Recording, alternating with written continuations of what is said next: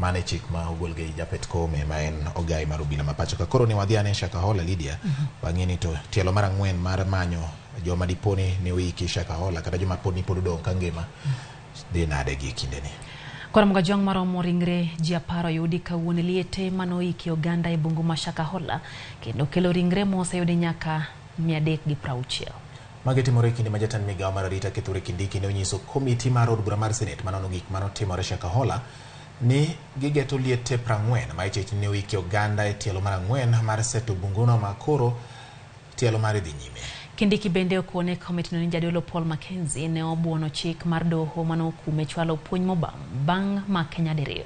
Kindiki manoketie tago maliet mondo mi oyang kaka nek makamago ne nyalo timore ma piny owacho ok ofwenyo ne okoni en adier ni piny owacho ne ok oyango kaka nek moko kata nek ne dhi nyime e bunguno ma bende okon ni en lop sirikal.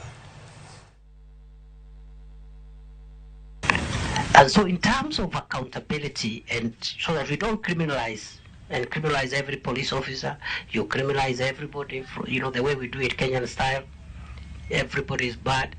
The committee must also look at ways of pinpointing specific lapses and exonerating public officials, security agencies, or officers who did their work in the circumstances. I believe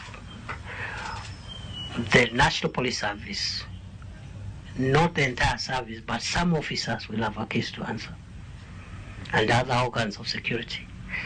I believe even the judiciary, some officials will have a case to answer at some point, and we'll get there. So, there was a report at Langobaya police station in 2020. It has never been acted until today.